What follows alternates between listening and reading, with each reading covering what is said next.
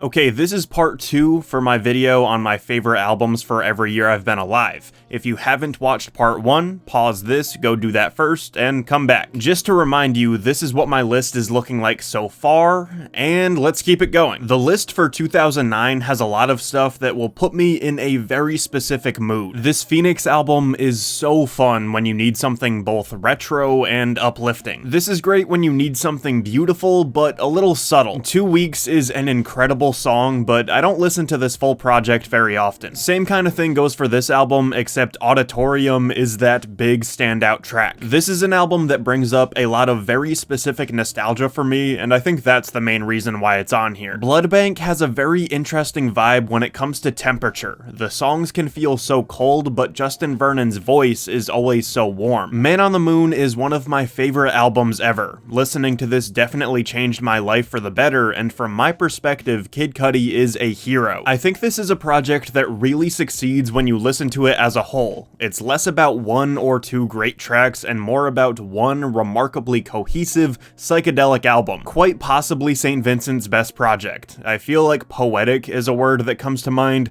Really inventive chamber pop on here. An intriguing pop release to say the least. There are a lot of weird time signatures, odd vocals, and as a whole, it's pretty erratic. Man on the Moon is the big standout here for sure. It came at a very important time in my life, and it legitimately helped me grow as a human being, and that feels rare. I could go on about the 2010 list, but if you're a fan of the channel, you already know how this is gonna end. This Is Happening is my favorite LCD Soundsystem album. The Social Network has my favorite score ever. This Flying Lotus album is a must listen. So is this Sufjan album. Teen Dream is my favorite beach house. Contra is super underrated. How I Got Over, what an album. Body Talk has one of the best pop songs of the century on it, and Inner Speaker is cool too. But My Beautiful Dark Twisted Fantasy is my favorite album ever made. A glorious, dense amalgamation of so much hard work, and a hip-hop landmark. 2011 is a little bit more difficult because it has a few all-time favorites on here. Bon Iver's self-titled is gorgeous, peaceful, serene stuff. Holocene is one of their best tracks to date. This Tune-Yards album is super abstract, and it gives a new perspective on art pop. Nostalgia Ultra helped me fall in love with Frank Ocean, and yes, it is indeed very nostalgic for me. Danny Brown's Triple X is disgusting, grimy chaos, and I love every second of it. The score for Drive is beautiful, intense synthwave. This Joyce Manor album helped me fall in love with pop punk. Exmilitary is my favorite Death Grips album. Beware, Guillotine, and Tachyon go so hard. And House of Balloons is my favorite Weeknd release. It's just as pretty as it is ominous. James Blake's Self-Titled has been one of my favorite albums since the second I heard it. It's glitchy, atmospheric brilliance. And we all know Section 80 was Kendrick Lamar's politically charged grand entrance into the hip-hop landscape. So while this is the hardest decision yet, and nearly all of these could take this slot, I think I love Danny Brown's Triple X too much not to include it. It's gross, it's hilarious, and it's one of the most fascinating rap albums I've ever heard. 2012 has a few all-time favorites and perfect 10s on here too. Bloom is very relaxing, but like a lot of their stuff, this is the kind of album where every song kind of blends in with one another. If you're fine with that, cool. If not, it's probably not for you. Possibly one of the most influential albums of the last decade or so. A lot of bands try to imitate this sound, but there's only one true Mac DeMarco. This is an album that grew on me a lot over time. The more I go back to it, the more I get out of it. Sports is one of my favorite albums ever by my favorite band ever. It's music that I've related to more than just about every other project I know. I've always been super impressed by how Alt-J can transition from something like Breeze Blocks or Fitzpleasure to something like Matilda, and it feels effortless. Without a doubt, one of the best rock albums of the 2010s. Psychedelic fun that has a very distinct energy to it. I would argue one of the best rap albums ever made.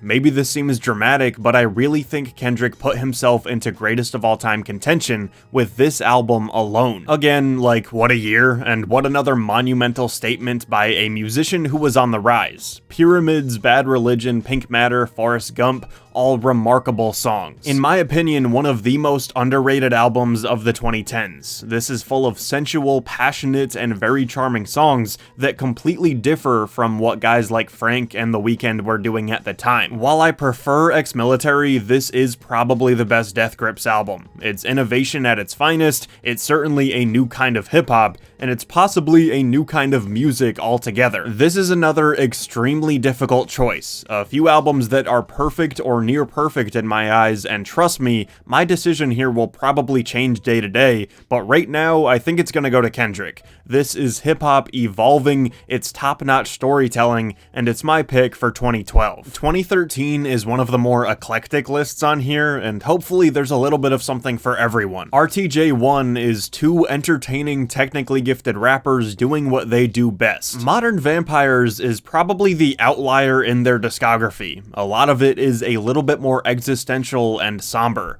This might be the band's most artistic statement as well. If you want to talk about nostalgia, we'll talk about Me, Acid Rap, and the summer of 2013. This tape is an instant rush of erratic happiness, and then the mellow tracks will really hit home. I knew absolutely nothing about any kind of heavy metal or anything resembling it, and this is one of the first albums in that ecosystem that I fell in love with. I do think it's a cool gateway for anyone looking to get into post-rock or black metal stuff. I'm a big fan of Justin Timberlake's early work, and this was a surprising, very welcome comeback in my opinion. I think Timbaland might be dominating this list production-wise. Overgrown doesn't hit me in the same way that his self-titled does, but it's still a good project. Life Round Here has been stuck in my head since 2013. Drumroll please, this is definitely my favorite Daft Punk album. When I first got some good quality headphones, the first song I listened to was Touch, and it made me cry like a baby. One of my favorite soundtracks of all time. Stuff like Fare Thee Well and 500 Miles are beautiful, and then Please Mr. Kennedy is hilarious. If you want an introduction to folk music, check this movie out. Always in the top tier of Kanye's discography for me. The sounds are abrasive and harsh, the lyrical themes are all across the board, and it is indeed one of my favorite albums ever. A really inviting, fresh sound for 2013. Latch was overplayed on the radio and everything, but come on.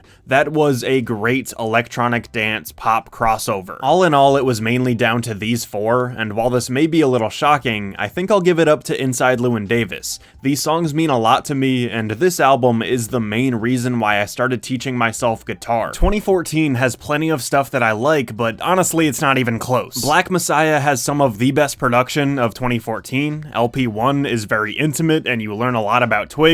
Salad Days is yet another great Mac DeMarco album. My Crazy Life is pretty fun. Cilvia Demo is one of the most underrated rap projects of the 2010s. Even one of Aphex Twin's worst albums is still very good. RTJ2 is arguably my favorite of the trilogy. St. Vincent Self-Titled is a little different than a lot of her stuff, but it's still well worth checking out. And Pinata is most likely the best rap album of that year. But You're Gonna Miss It All is my favorite album by my favorite band. It's this dramatic, anxious blend of total fun and total despair. I love it so much, and it's my favorite album of 2014. 2015 is absolutely stacked. Some of the best albums of the century in here. If you're reading this, it's too late has surpassed Take Care as my all-time favorite Drake album. Currents is Currents. I don't even think we need to talk about Currents. This is quite possibly my favorite pop album ever. So unbelievably infectious, these songs are anthemic to the core,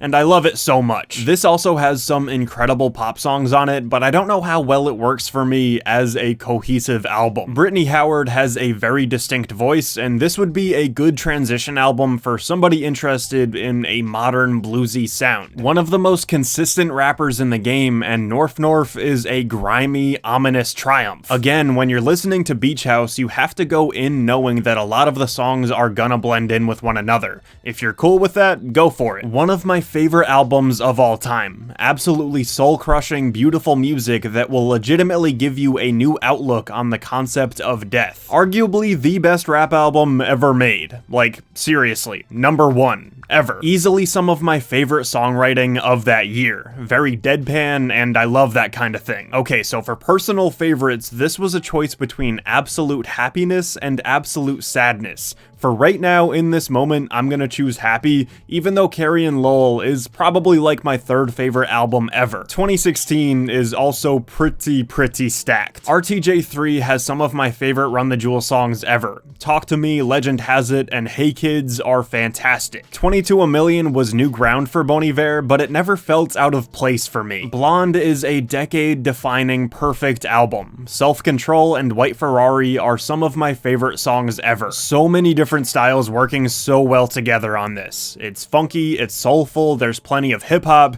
and it's so entertaining from start to finish. Hot take, I think the White Album is right up there with Pinkerton and Blue. Jacked Up and Endless Bummer is such a fascinating way to end the album. A very intriguing jazz pop album that I can't recommend enough. It's messy and raw, but I think it's very necessary in Kanye's discography. It's this explosion of all the fame getting to his head, and it's brilliant in kind of a sloppy way. A lot of the songs kind of blend in with one another, but it's worth noting how funny this album is. Incredible soundtrack for a perfect movie. A Lovely Night is classic Hollywood. Such a cultural moment, one of the most memorable albums of the decade, and easily Beyonce's best work, in my opinion. All of these are favorite albums of mine in their own right, and even though it's probably the boring, expected pick, I gotta go with Blonde. I've listened to it hundreds and hundreds of times, and it never gets old. 2017, it feels like these albums came out yesterday, and again, this is gonna be a tough call. The emotion on this album is palpable. Phoebe's music is so raw, so honest, and this album is one of a kind. As much as people love discounting this thing as being average compared to Kendrick's other albums, it's still so much better than many rappers' best albums. SZA is great at creating and navigating these very chill, relatable vibes. That sentence was kinda horrible, but if you've listened to Drew Barrymore and Broken Clocks, you know what I mean. Super important project in terms of Tyler's career and evolution. Some of the melodies on this thing are next level. We all knew some of the Saturation albums would be on here, it was just a matter of which ones and how many. Bleach, Stupid, Sister Nation, and Rental are unreal. Jake Ewald is one of my favorite storytellers ever, and Birdie is probably the best representation of that. Acolyte and Phoenix changed my life. Pure Comedy is bleak, pessimistic genius, and while I have a hard time loving the idea of Father John Misty, this album is unbelievable. Yeah, I know Saturation 2 is everybody's favorite, but I think the nostalgia factor is big for this project. Come on, Gold, Star, Milk, Face, Waste, what a moment this album was for me and this channel especially. One of my favorite emo pop punk releases in a long time. So dramatic, sarcastic, etc. Quite possibly one of the best pop albums of the 2010s. It's a very touching, introspective piece of art, and it deserves all its accolades. I probably have a deeper connection with these recent lists because of some kind of recency bias, but all of these were contenders. In the end, I went with the one that I think is going to have the deepest lasting impact on me, and that's Birdie. 2018 has a solid blend of stuff, and again, I would hope that there's an album for everybody on this list. Florida Guilt is something that I highly recommend. It's emo pop rock that puts you in a very specific mood. Twin Fantasy is an incredible indie rock release. The stream of consciousness approach is much appreciated, and Bodies is a song that means so much to me. This Snail Mail album is extremely hit or miss for people. Either you think it's boring and you don't get the hype, or every song hits you on such a deep, personal level.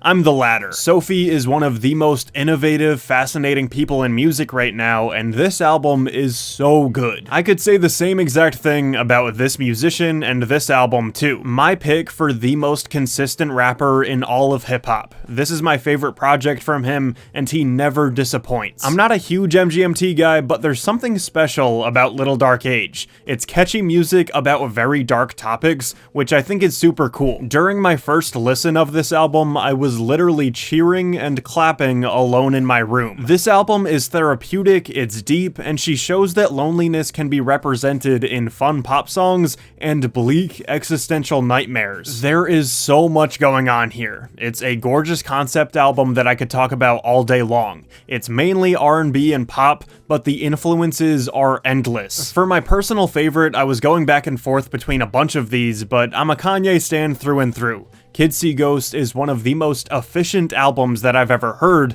and I think it's absolutely brilliant. For 2019, while there are a few albums on here that I called my favorite of the year at one point or another, right now there's one clear winner for me. Morbid Stuff is super fun, theatrical pop punk. Miss Universe is another one of those genre-bending albums that I could talk about all day. The storytelling on Beware of the Dogs is moving. When We All Fall Asleep deserves all of its success and more. Father of the Bride has a few of my all-time favorite Vampire Weekend songs on it. Everybody needs to hop on the Caroline Polachek hype train immediately. Igor is obviously fantastic. Titanic Rising is so ambitious, and its dreamlike atmosphere is so rewarding. And Slow Tie is one of the most exciting up-and-comers in rap, but 1000 Gex feels like home. I've listened to this thing over and over again, and it excites me in a way that not many albums ever have. It's strange, and most people will probably hate it, but it makes me so happy. Last but not least, we have my favorites of 2020 so far, and truth be told, I think there's a clear winner for this one too. Circles is so moving and a perfect send-off for Mac. Heaven to a Tortured Mind is super innovative, you should check it out.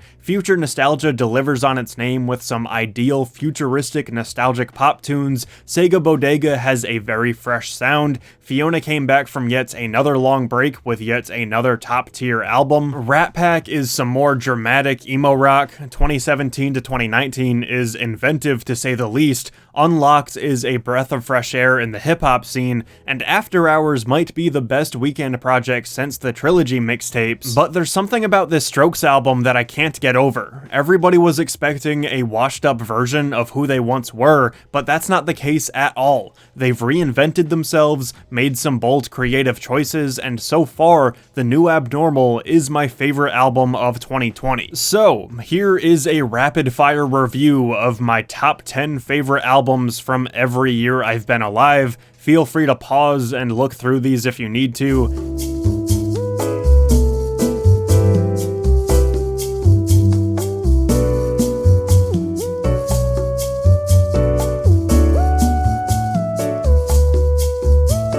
Without further ado, here is our finished collage. Comment below with your favorite albums from every year you've been alive. If you think I'm missing any big classics, let me know. This was super fun. Thank you for all of the support, and thanks for watching. Hey, thank you for watching that video. Be sure to comment down below with your favorites. If you want to support the channel, feel free to like, comment, and subscribe. You can follow me on social media at RenshawHS. You can buy my merch, support my Patreon, and thank you again. I'll see you soon.